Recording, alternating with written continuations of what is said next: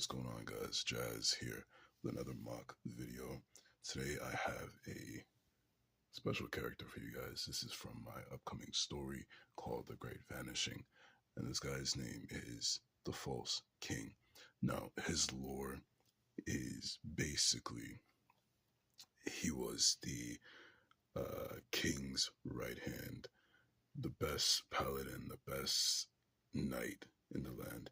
He got jealous of the king, wanted to take the throne for himself, and killed the king, took his crown.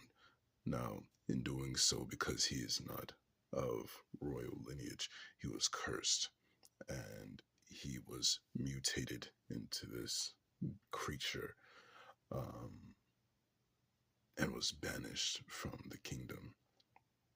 Now, this guy uh, has since made his home in the forest, the magical forest, and we'll delve more into that at a later date, probably on my Patreon, which if you have not already checked out the Patreon and sub to the Patreon, link is in the description below. I've got some awesome content coming very, very soon, and you guys don't want to miss out because you guys are going to get the first peek at the new content. So, description below.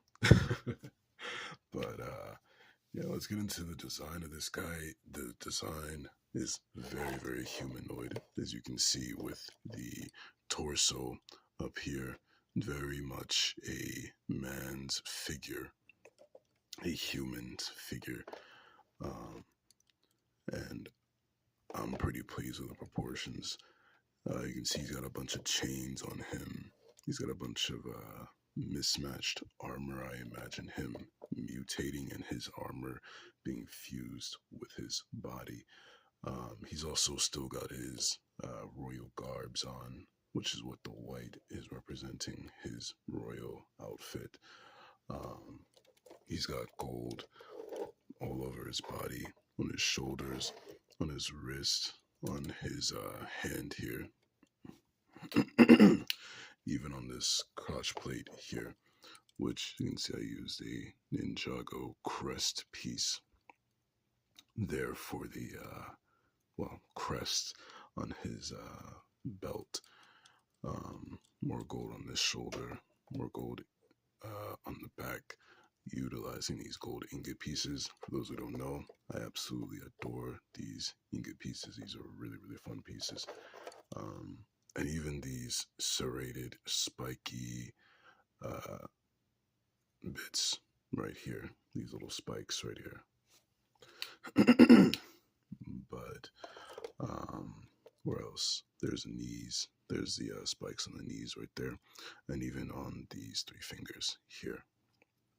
Now, I imagine these being his normal fingers or like armored fingers, right? Because again, he's a paladin, so he's still got his knight armor, but it's fused into him, right? Got the armor here on the fingers, the regular fingers, and then these, I imagine, are bits of gold that he's turned into armor for these three fingers, due to the original armor, I guess, breaking off or coming off or something. So I think that's really, really cool. Definitely adds to the story in a way. But yeah, one thing I really want to talk about is this crown up here. Again, he's called the False King. The king's crown fell off when he was being mutated. Or sorry, cursed, I should say. That's a better way of putting it. He was cursed. And he went out and made his own crown from broken material. That's why his crown looks so jagged, so pointy, so sharp. So I used a black katana piece, a gray spike piece right there, and all these other different pieces around his head to really give it that nasty, spiky nature. I even added some chains right here just add more detail. And even this little blade piece that I got from the Ninjago, what is it? Ninjago Seabound sets. So I think this is a really nice addition to this crown. Definitely adds to the shape, to the overall shape of this. Um, One other thing I want to touch on is the design and just how difficult this design is to replicate from the design I had in my brain. uh, as you all know, I've spoken about this before. Sometimes it's difficult for me to recreate certain shapes because a lot of my characters, such as, let's take Zero here. I guess Ilani would be a better a better example of that. But these designs are very, very detailed in my mind. And since I have no way of really like making any sort of concept art for these characters, I don't have a blueprint, like a clear blueprint of what these characters will look like, will end up looking like. So, Zero here is a lot easier because he is a robot. So, the blocky nature of Lego is already very, very easy to work with when it comes to him versus the False King here, who is a humanoid being.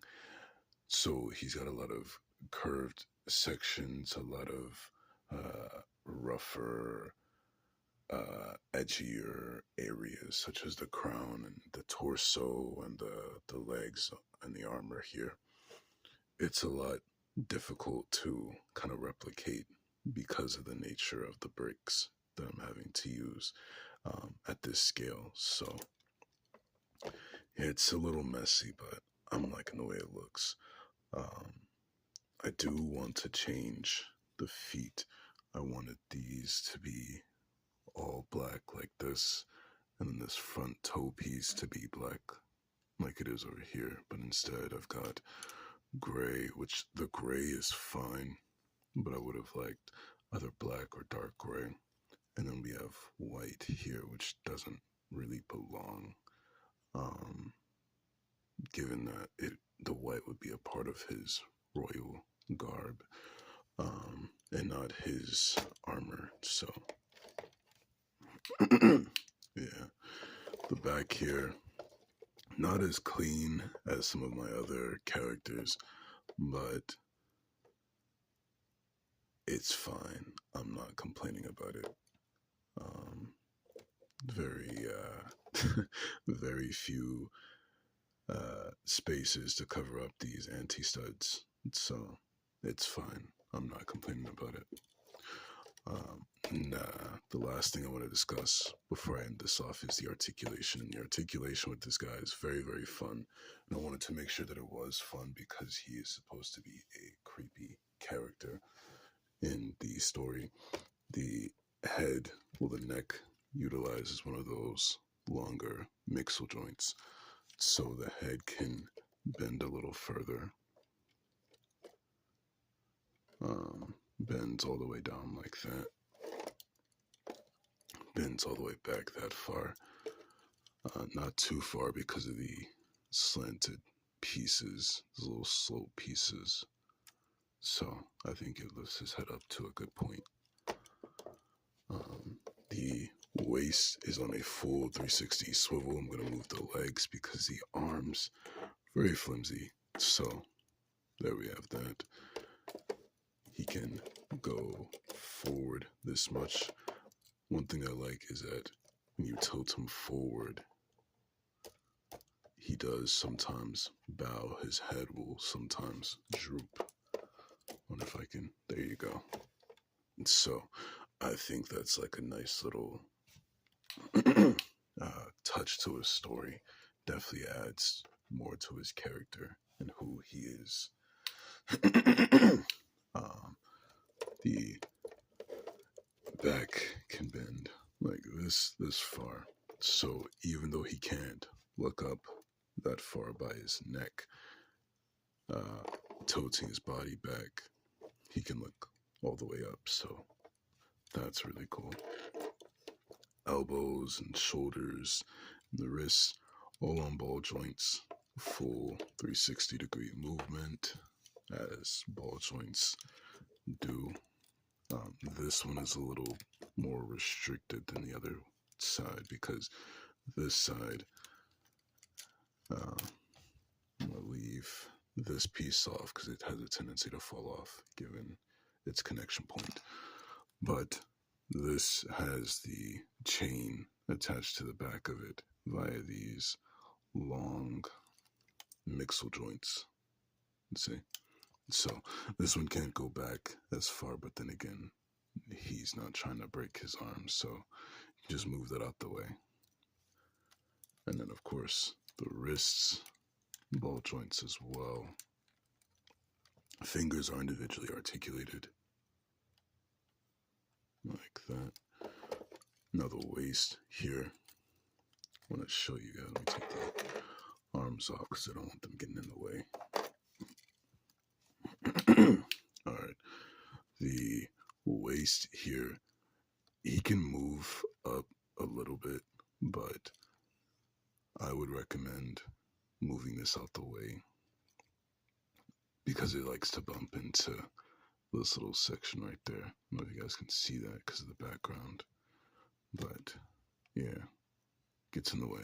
So I moved that out the way, and with that moved, he can move up, kick up this much, so not very far, but he does have an almost 90-degree knee bend, the ankles on the ball joints, so full 360, all that.